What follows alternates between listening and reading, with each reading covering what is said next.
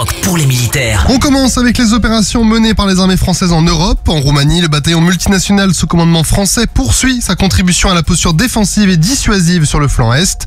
La semaine dernière, les forces du bataillon se sont exercées dans 3 domaines spécifiques. Le combat d'infanterie, celui du génie et la thématique du soutien médical en guerre de haute intensité. L'objectif demeure pour le bataillon de maintenir le plus haut niveau de préparation au combat en assurant la synergie et la cohésion des différentes nations contributrices. En Lituanie, le déploiement de Rafale au sein de la mission de police du ciel et Air Policing de l'OTAN se poursuit depuis la base aérienne de Siolet.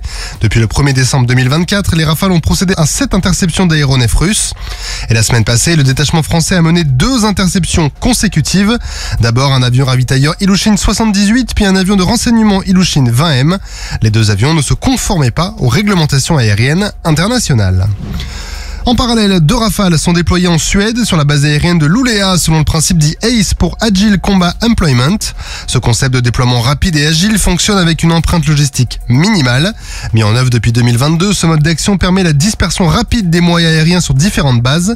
L'objectif est donc de compliquer la manœuvre de renseignement adverse en diluant les moyens pour contrer la transparence du champ de bataille et ainsi conserver l'initiative. De plus, en Suède, un A330 MRTT déployé depuis la France a réalisé des missions de ravitaillement en vol de 4 Gripen suédois et de 3 F-35 néerlandais. En Atlantique Nord, le bâtiment de commandement et de ravitaillement Somme a intégré le groupe maritime permanent de l'OTAN pour participer à la défense des approches maritimes de l'Alliance. La Somme doit ensuite rejoindre la mer du Nord pour prendre part à l'exercice amphibie Joint Viking qui simule la défense du territoire norvégien face à une agression. Près de 10 000 soldats de 8 nations, à savoir le Canada, la Finlande, l'Allemagne, les Pays-Bas, le Royaume-Uni, les États-Unis, la Norvège et la France, prendront part à cet exercice annuel.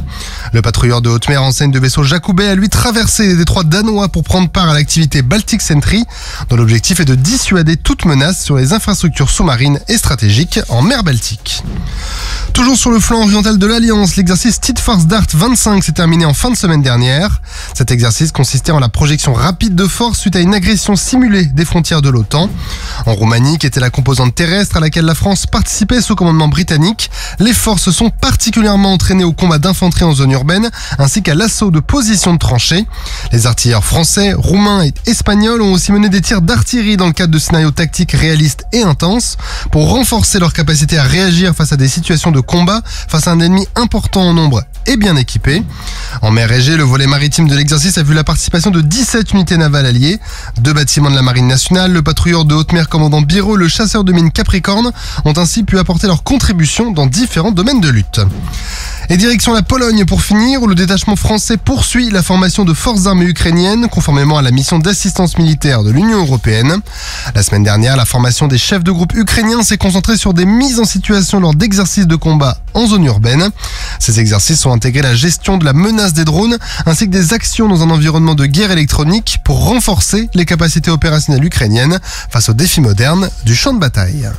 Sur terre, sur mer, comme dans les airs. Skyrock PLM, en équipe avec Cuneo, la mutuelle des forces armées.